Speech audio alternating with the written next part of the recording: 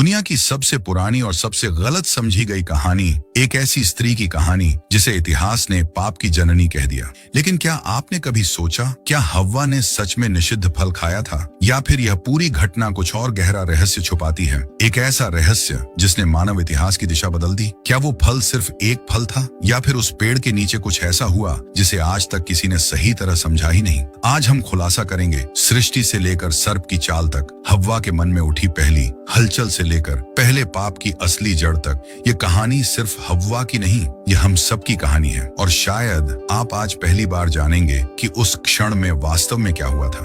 तो बने रहिए हमारे साथ इस वीडियो के अंत तक, क्योंकि जो आज आप सुनने जा रहे हैं वह केवल इतिहास नहीं, बल्कि हमारे आज के जीवन के लिए एक ईश्वरीय चेतावनी है। तो चलिए वीडियो को शुरू करते हैं। हव्वा की कहानी को समझने के लिए हमें पीछे जाना होगा। बाइबल बताती है, उत्पत्ति 1 के वचन 1 में लिखा है, आदि में परमेश्वर ने आकाश और पृथ्वी की सृष्टि की। आदि में केवल एक ही था, न समय, न आकाश, न रोशनी, न कोई दिशा, सिर्फ अनंत, शांत, असीम अंधकार। ऐसा अंधकार जो अंतरिक्ष की गहराइयों से भी घना था, जहाँ कोई आवाज नहीं, कोई हलचल नहीं, केवल खालीपन। और फिर उस अनंत मौन में एक ऐसी आवाज गूंजी जिसे कोई कान सुन नहीं सकता था, पर पूरी सृष्टि जो अस्तित्व में आने वाली थी, उसकी आत्मा उस आवाज को महसूस करती। वह आवाज शक्तिशाली भी थी, कोमल भी, गड़गड़ाहट जैसी भी थी, और हवा की सरसराहट जैसी भी। इसी आवाज ने समय को जन्म दिया, दिशाओं को पहचान दी। उत्पत्ति 1 के वचन 3 में लिखा है, तब परमेश्वर ने कहा, उजियाला हो, तो उजियाला हो गया। जैसे ब्रह्मांड ने सांस ली, अचानक उस गाढ़े काले पर्दे को फाड़ते हुए चमकदार उजाला पूरे विस्तार में फैल गया। प्रकाश का जन्म हुआ, और उसके साथ सृष्टि की धड़कन भी। प्रकाश और अंधकार एक दूसरे से हटाए गए, और परमेश्वर ने प्रकाश को दिन और अंधकार को रात कहा। यह सृष्टि का पहला अध्याय था, दिव्यता से भरा, शक्तिशाली, असीम। और यह सब शुरुआत थी एक महान योजना की, जिसमें एक स्त्री का जन्म होने वाला था, जिसका नाम होगा हव्वा। जब धरती आकार लेने लगी, पहाड़, घाटियां, महासागर, नीला आकाश, तब परमेश्वर ने एक विशेष स्थान चुना। एक ऐसे उद्यान का निर्माण किया जो संसार में सबसे सुंदर, सबसे पवित्र और सबसे परिपूर्ण था। यह था अदन का बगीचा। यह कोई साधारण बगीचा नहीं था, यह परमेश्वर के हाथों से तैयार किया गया स्वर्गीय उद्यान था, जहां हर पत्ता, हर हवा, हर रंग, हर आवाज परमेश्वर की महिमा की गवाही देता। सुरम्य घास के मैदान, स्वर्णिम धूप में चमकते वृक्ष, नीले झरने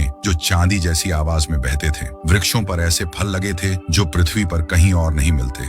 उनकी सुगंध इतनी मीठी कि कोई भी हवा उसे लेकर जाए तो आदम तक पहुंच जाए। रंग इतने जीवंत कि देखने वाला खुद को किसी दिव्य चित्रकला में खड़ा पाए। अदन से एक नदी निकलती, और फिर वह 4 महान नदियों में विभाजित होती, पीशोन, गिहोन, हिद्देकेल, टाइग्रिस और फिरात यूफ्रेट्स। इनकी धाराएं अदन की मिट्टी को जीवन से भरती।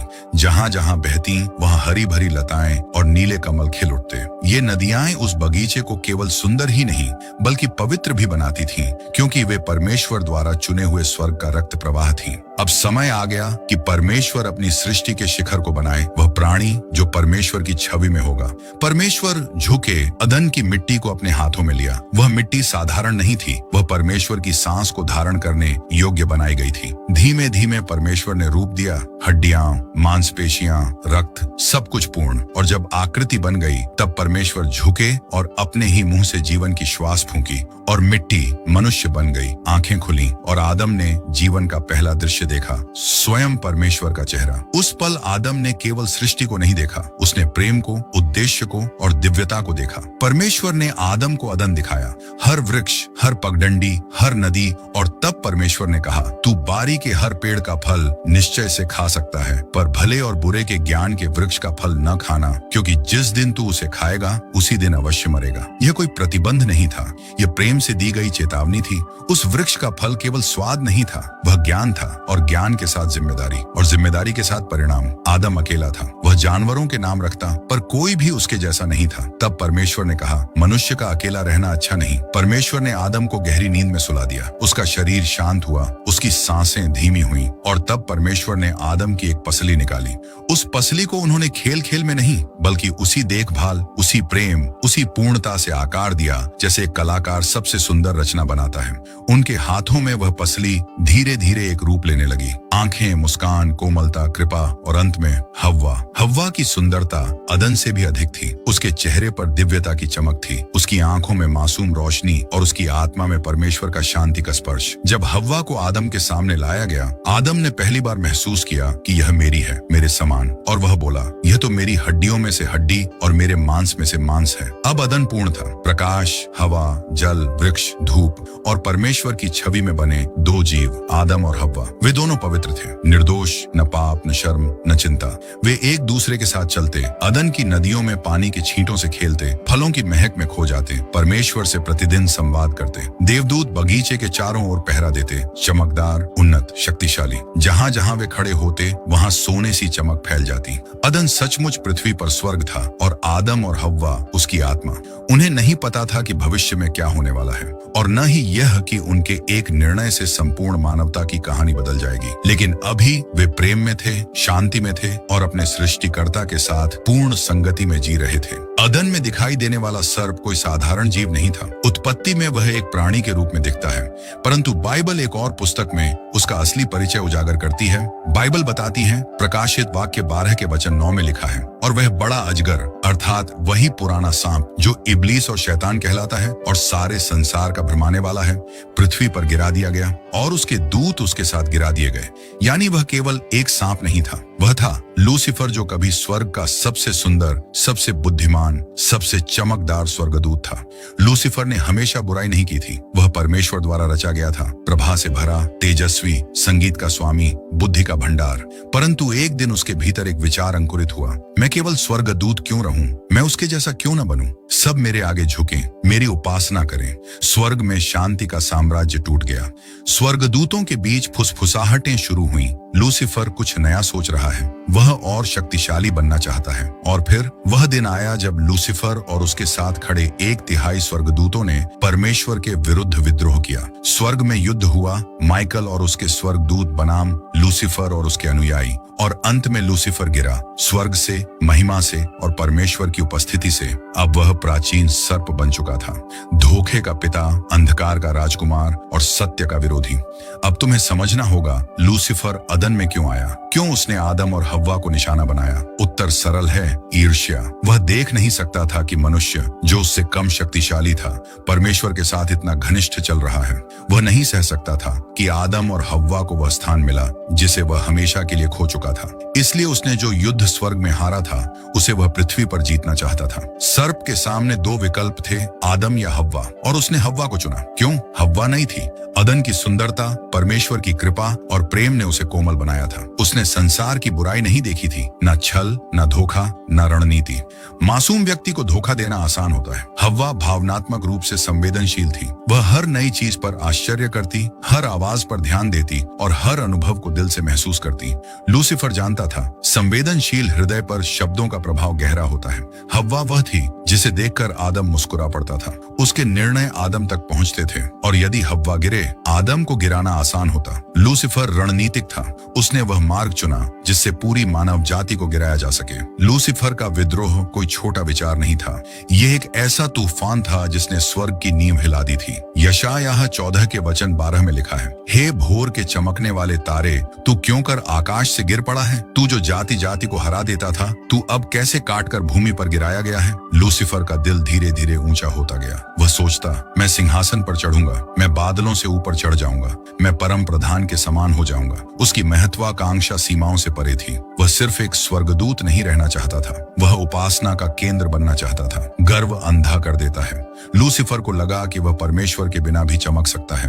वह भूल गया कि उसकी हर रौनक परमेश्वर की देन थी। लूसीफर ने स्वर्गदूतों से कहा, क्या तुमने कभी सोचा है कि क्यों सिर्फ वही प्रभु है? हम भी शक्ति रखते हैं, हम भी आदर के योग्य हैं। कुछ स्वर्गदूत उसके छल में आ गए और स्वर्ग में विभाजन हो गया, जब तक अंत में परमेश्वर ने उसे नीचे गिरा दिया। जहां प्रकाश था, वह गिरकर अंधकार बन गया। अब वह पृथ्वी पर घूमता था, वह स्थान जिसे परमेश्वर ने प्रेम से मनुष्य के लिए बनाया था, और वह अब उसे नष्ट करने आया था। एक दिन हव्वा अकेली चल रही थी। अदन की मंद हवा उसके बालों को छू रही थी। पक्षियों की मधुर आवाज वातावरण को भर रही थी। उसी समय एक सर्प धीरे धीरे पेड़ों की शाखाओं से उतरता हुआ आया। पर ध्यान रखना, यह आज का रेंगने वाला सांप नहीं था। यह प्राणी सुंदर था। उसके चमकदार स्केल, तेज लेकिन शांत आंखें और उसकी चाल में अजीब सा आकर्षण। बाइबल कहती है, उत्पत्ति 3 के वचन 1 में लिखा है, यहोवा परमेश्वर ने जितने बनैले पशु बनाए थे उन सब में सर्प धूर्त था। और उसने स्त्री से कहा, क्या सच है कि परमेश्वर ने कहा कि तुम इस वाटिका के किसी वृक्ष का फल न खाना? लूसीफर ने इस प्राणी को अपना माध्यम बनाया क्योंकि वह जानता था हव्वा उससे डरेगी नहीं बल्कि उसकी ओर आकर्षित होगी। उसका स्वर सर्प की आवाज मनुष्य जैसी थी, नरम, शांत और लगभग सम्मोहित करने वाली। उसकी हर बात कानों में शहद जैसी लगती। वह बोलता कम, परंतु जिस भाव से बोलता दिल में उतर जाता। उसकी चतुराई, वह सीधे आज्ञा तोड़ने की बात नहीं करता, वह सवाल पूछता है। सवाल हृदय को कमजोर करते हैं। उसने हव्वा से पूछा, क्या परमेश्वर ने सच कहा कि तुम किसी भी पेड़ का फल नहीं खा सकती? ध्यान दो, यह सीधे झूठ नहीं है, यह वचन का मोड़ है। परमेश्वर ने कहा था कि एक ही पेड़ का फल नहीं खाना, पर सर्प ने बात को बढ़ा चढ़ाकर, घुमा फिराकर संदेह पैदा किया। हव्वा पहली बार किसी जानवर को बोलते देख रही थी। यह चमत्कार नहीं, जाल था। सर्प ने धीरे से मुस्कुराते हुए कहा, क्या परमेश्वर ने तुमसे कुछ छुपाया है? क्या कोई कारण है कि वह तुमको इस फल से दूर रखना चाहता है? क्या तुम जानना नहीं चाहती कि तुम क्या बन सकती हो? यह संवाद केवल शब्द नहीं था, यह हव्वा के मन में चलने वाला युद्ध था। सर्प ने उसके भीतर प्रश्नों का तूफान पैदा किया।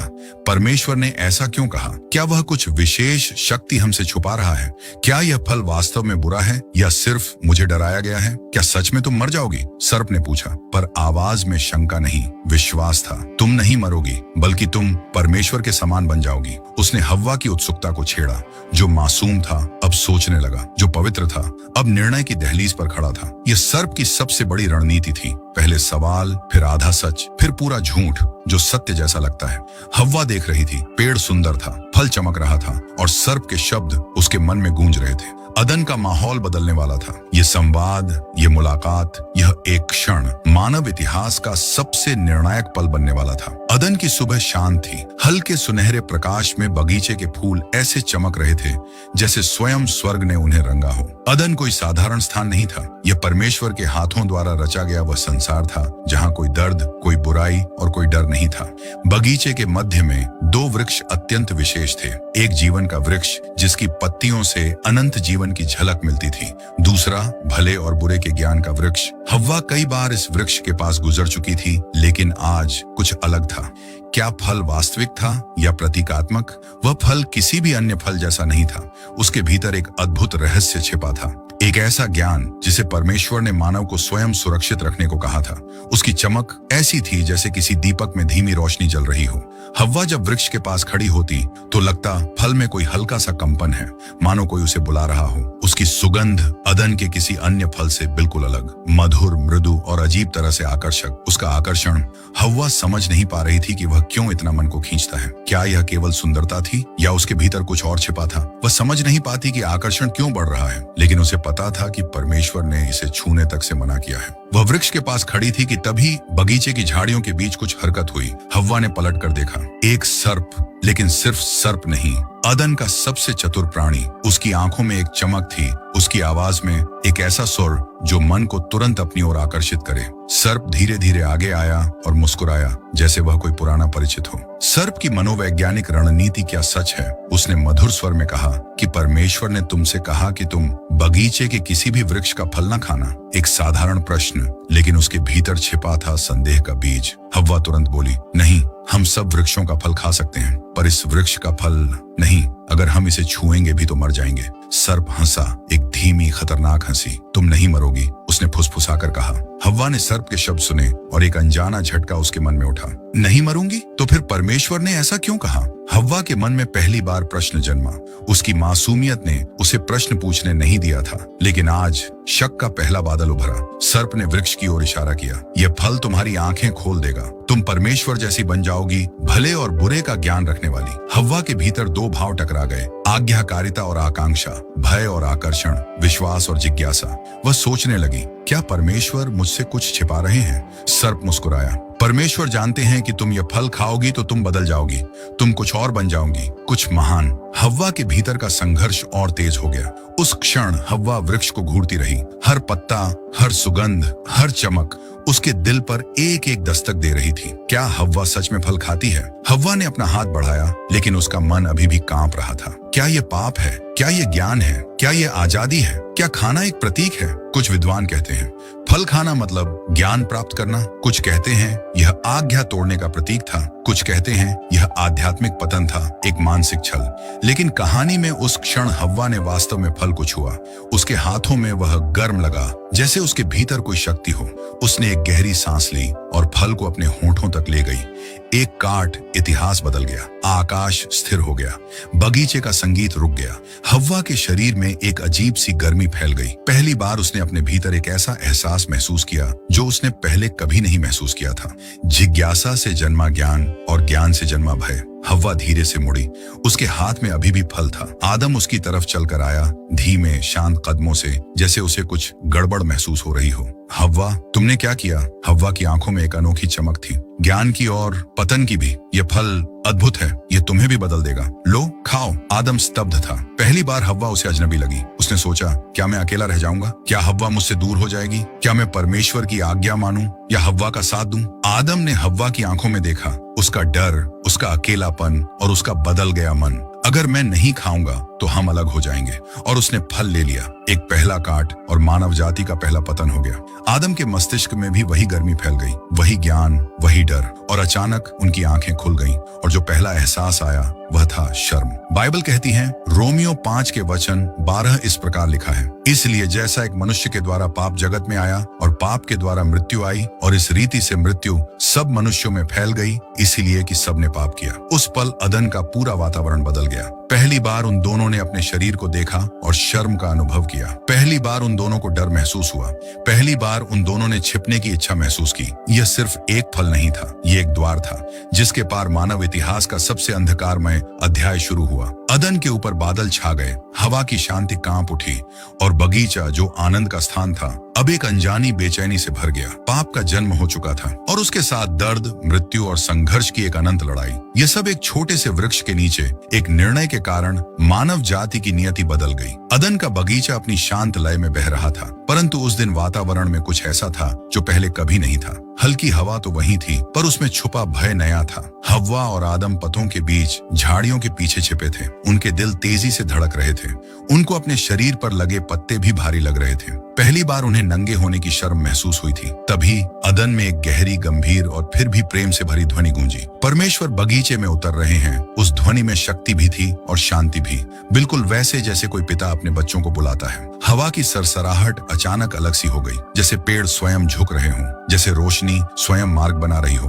परमेश्वर की उपस्थिति बगीचे से गुजर रही थी। कदमों की ध्वनि, हल्की हवा की धुन, उनका आगमन। आदम और हव्वा कांप उठे। वे पहले कभी परमेश्वर से छिपे नहीं थे, पर आज वे अपनी गलती से डर रहे थे, अपनी आंखें छिपा रहे थे, अपने पाप से भाग रहे थे। अदन का बगीचा अब डर से कांप रहा था। परमेश्वर मृदुल स्वर में बोले, आदम कहाँ हो? यह प्रश्न कोई सामान्य प्रश्न नहीं था। परमेश्वर नहीं जानना चाहते थे कि आदम शारीरिक रूप से कहाँ है, पर आध्यात्मिक रूप से कहाँ गिर गया है। तू कहाँ है? यह मानवता का पहला आध्यात्मिक प्रश्न था। तू अपने विश्वास में कहाँ है? तू अपनी आज्ञाकारिता में कहाँ है? तू अपने निर्णय में कहाँ खो गया? तू मुझसे क्यों दूर चला गया? आदम कांपते हुए झाड़ियों से बाहर आया। उसकी आवाज टूट रही थी। मैंने आपकी आवाज सुनी और डर गया, क्योंकि मैं नंगा था और मैं छिप गया। यह मानव इतिहास का पहला डर, शर्म और छिपना था। परमेश्वर ने शांत स्वर में पूछा, तुझे किसने बताया कि तू नंगा है? क्या तूने वही फल खाया जिससे मैंने मना किया था? आदम ने गहरा सांस लिया। फिर पहला दोषारोपण जन्मा। जो स्त्री आपने मुझे दी उसने फल दिया और मैंने खा लिया। हव्वा रोने लगी। उसने भी कहा, सर्प ने मुझे धोखा दिया और मैंने खा लिया। मानव इतिहास की पहली टूटन अब परमेश्वर के सामने खड़ी थी। अब परमेश्वर ने तीनों को देखा, सर्प, हव्वा और आदम। उनकी आंखों में न क्रोध था, न प्रतिशोध, बल्कि न्याय, और उसके भीतर गहरी दया छिपी थी। पहला न्याय, सर्प का शाप। परमेश्वर ने सर्प से कहा, क्योंकि तूने यह किया, तू सब पशुओं से शापित होगा। तू अपने पेट के बल चलेगा और अपनी सारी उम्र मिट्टी खाएगा। यह केवल शारीरिक दंड नहीं था, यह शैतान की पराजय का प्रतीक था। जो घमंड से भरा स्वर्गदूत था, अब धूल और अपमान में गिरेगा। दूसरा न्याय, हव्वा का शाप, मैं तेरी गर्भावस्था के दुख को बढ़ाऊंगा, तू वेदना के साथ जन्म देगी और तेरा मन पति के अधीन रहेगा। यह न्याय केवल दर्द नहीं था, यह मानव जाति की नई यात्रा का मार्ग था। मातृत्व, दर्द में भी नया जीवन, दुख में भी आशा, यही भविष्य मसीहा को दुनिया में लाने का मार्ग बनेगा। हव्वा की आंखों में आंसू थे, लेकिन उन आंसुओं में एक अजीब सी दृढ़ता भी थी, जैसे वह समझ रही हो कि उसकी कोख से कभी उद्धार करता जन्म लेगा। तीसरा न्याय, आदम का शाप, क्योंकि तूने अपनी पत्नी की बात सुनी और मेरी आज्ञा का उल्लंघन किया, पृथ्वी तेरे कारण शापित हुई। तू अपने जीवन भर परिश्रम करेगा, तब जाकर भोजन पाएगा। यह न्याय पूरी मानव सभ्यता का आरंभ था। अब मनुष्य पसीना बहाएगा, मेहनत करेगा और धरती उससे सरल नहीं होगी। कांटे और झाड़ियां, संघर्ष और परिश्रम, यही जीवन का हिस्सा होंगे। आदम ने आंसू पोंछे, अब उसे समझ आ गया था, पाप की कीमत बहुत भारी है। सबसे गहरा दृश्य अभी बाकी था। आदम और हव्वा पत्तों से अपने शरीर को ढक रहे थे, जो हवा के झोंके में भी टूट जाते थे। परमेश्वर उनके पास आए और पहली बार अदन में रक्त बहा। परमेश्वर ने एक निर्दोष जानवर का बलिदान दिया और उसके चमड़े से आदम और हव्वा के लिए वस्त्र बनाए। यह दृश्य दिल को चीर देने वाला था, पर दया से भरा हुआ भी। यह पहला बलिदान था, जिसका अर्थ था पाप के लिए रक्त आवश्यक है, केवल परमेश्वर ढांप सकता है।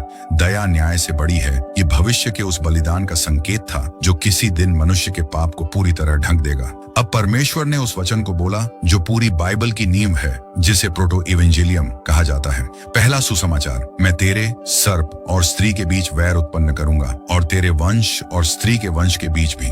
वह तेरे सिर को कुचल डालेगा और तू उसकी एड़ी पर डसेगा। यह दुनिया का पहला वादा था कि एक दिन स्त्री के वंश से एक उद्धार करता आएगा, जो बुराई को हमेशा के लिए नष्ट करेगा। सर्प का सिर, बुराई का साम्राज्य, स्त्री का वंश, मसीह एड़ी पर डसना, क्रूस का दर्द पर उसके घाव से मनुष्य को अनंत जीवन मिलेगा। हव्वा ने शायद उस वचन का पूरा अर्थ नहीं समझा, लेकिन उसकी आत्मा में एक प्रकाश जग उठा, आशा का प्रकाश। अदन के बगीचे के द्वार बंद हो चुके थे। चमकती हुई आग की तलवार लिए करूब उन द्वारों की रक्षा कर रहे थे। बाइबल बताती है, उत्पत्ति 3 के वचन 24 में लिखा है, इसलिए आदम को उसने निकाल दिया और जीवन के वृक्ष के मार्ग का पहरा देने के लिए अदन की बाटिका के पूर्व की ओर करूबों को और चारों ओर घूमने वाली ज्वालामय तलवार को भी नियुक्त कर दिया। पहली बार हव्वा की आंखों ने एक ऐसी दुनिया देखी थी जिसके बारे में उसने सिर्फ सुना था। एक ऐसी दुनिया जहां मिट्टी कठोर थी, हवाएं इतनी कोमल नहीं और जहां हर कदम में संघर्ष लिखा था। जैसे ही उसने अपने पैरों को नरम घास के बजाय खड़े धरातल पर रखा, उसके हृदय में एक अजीब सा दर्द उठा। उसने गर्दन मोड़कर अदन की ओर देखा, वह स्वर्ग जहां कभी हवा परमेश्वर की उपस्थिति को लेकर बहती थी, जहां पक्षी आदम और हव्वा के पास आ बैठते थे, जहां नदियां स्तुति की धुन गाती थीं। उसने खुद से कहा, मेरे कारण सब बदल गया। उसके मन में अपराध बोध का तूफान था, जो उसे हर क्षण तोड़ रहा था। आदम उसके पास आया और शांत स्वर में बोला, हम अकेले नहीं हैं, परमेश्वर ने हमें छोड़ा नहीं, सिर्फ मार्ग बदला है। लेकिन हव्वा जानती थी कि उसके भीतर एक गहरा घाव था। यह वह दर्द था जिसने पहली बार मानव हृदय को छुआ। पछतावा। समय बीतता गया और फिर एक दिन हव्वा ने अपने भीतर कुछ नया महसूस किया, एक हल्की सी हलचल, एक जीवन की धड़कन। यह अनुभव अदन में उसने कभी नहीं किया था। उस रात वह आंसू बहाते हुए फुसफुसाई, प्रभु, क्या मुझे इस नए जीवन के योग्य समझा गया है? और फिर उसके गर्भ से पहला शिशु उत्पन्न हुआ, कैन। हव्वा ने कहा, मैंने यहोवा की सहायता से एक पुरुष पाया है। बाइबल बताती है, उत्पत्ति 4 के वचन 1 में लिखा है, जब आदम अपनी पत्नी हव्वा के पास गया, तब उसने गर्भवती होकर कैन को जन्म दिया और कहा, मैंने यहोवा की सहायता से एक पुरुष पाया है। वह समझ रही थी कि यह सिर्फ बच्चे का जन्म नहीं, यह मानव इतिहास की शुरुआत थी। कुछ समय बाद दूसरा पुत्र हुआ, हाबिल। पहले 2 भाई, मानवता की पहली पीढ़ी। कैन बड़ा होकर भूमि जोतने वाला किसान बना, हाबिल भेड़ों का रखवाला। हव्वा ने दोनों में परमेश्वर का प्रतिबिंब देखा, पर साथ ही अपने भीतर एक डर भी, क्या पाप का असर उनके भीतर भी आएगा। कैन अक्सर क्रोधी हो जाता, उसके भीतर एक आग थी जिसका स्रोत हव्वा समझ नहीं पाती थी। हाबिल शांत, विनम्र और परमेश्वर को समर्पित। हव्वा हर रात प्रार्थना करती है, प्रभु, मेरे बच्चों को उस गलती से बचाना जो मुझसे हुई। एक दिन दोनों भाई परमेश्वर के सामने चढ़ावा लाए। हाबिल का चढ़ावा परमेश्वर को प्रिय लगा, कैन का नहीं। कैन के भीतर ईर्ष्या का तूफान उठा, वही विष जो कभी सर्प में भरा था। और एक दिन एक सुनसान मैदान में पहला खून गिरा। हाबिल अब नहीं रहा। जब यह खबर हव्वा के कानों तक पहुंची, उसकी चीख ने पृथ्वी को हिलाया। उसका दिल टूट गया। प्रभु, ये मैंने क्या कर दिया? मेरी गलती से दुनिया में पाप आया और अब मेरा अपना पुत्र कैन भाग गया, हाबिल मृत पड़ा था और हव्वा उन दोनों के बीच बिखर गई थी। यह मानव इतिहास का पहला हृदय भंग था और पहली माँ का पहला असहनीय दर्द। अब दुनिया बदल चुकी थी।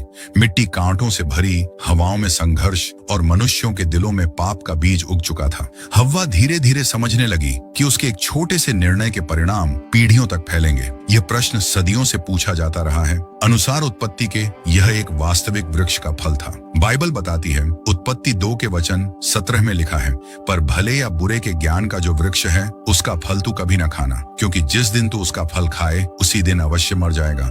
हव्वा ने उसे खाया, आदम को दिया और वह सीधा आज्ञा उल्लंघन था। इस दृष्टिकोण में खाना का अर्थ है परमेश्वर की आज्ञा तोड़ना, ज्ञान के क्षेत्र में घुसना जो परमेश्वर ने रोका था। कई विद्वान और व्याख्याकार मानते हैं कि फल एक प्रतीक है, परमेश्वर की प्रभुता को चुनौती, ज्ञान की सीमाओं को तोड़ना, स्वायत्तता लेना। मैं जानूंगा कि मेरे लिए क्या सही है।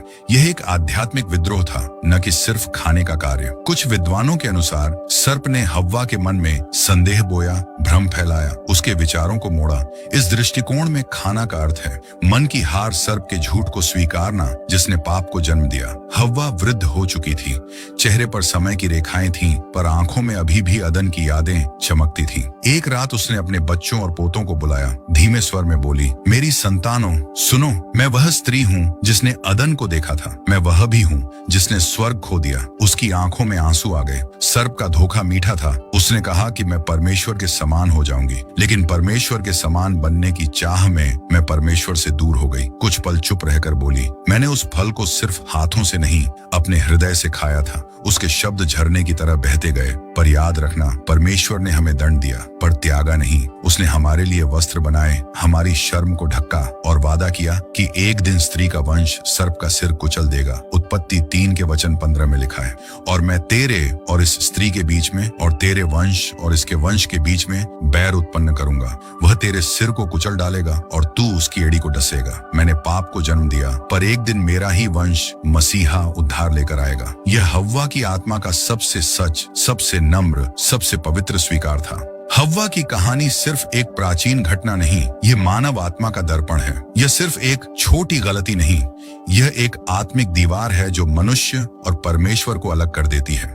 परमेश्वर की हर आज्ञा प्रेम से भरी है। जब हम उसकी आज्ञा मानते हैं, हम जीवन चुनते हैं। आदम और हव्वा ने गलती की, पर परमेश्वर ने उन्हें ढका, उन्हें संभाला, उन्हें भविष्य दिया। जिस दिन हव्वा ने निषिद्ध फल खाया, उसी दिन परमेश्वर ने वादा किया, स्त्री का वंश आएगा और सर्प का सिर कुचल देगा। यह वंश यीशु मसीह है। उनका बलिदान हमारे पापों को ढकता है, वैसे ही जैसे परमेश्वर ने अदन में वस्त्र दिए। निर्णय छोटे हों या बड़े, परिणाम गहरे होते हैं। पाप मनुष्य को तोड़ता है, आज्ञाकारिता पुनर्स्थापित करती है और परमेश्वर अंत तक दयालु रहता है। तो प्रियो, हव्वा की कहानी केवल एक गलती की कहानी नहीं है, बल्कि उम्मीद, दया और नए आरंभ की कहानी है।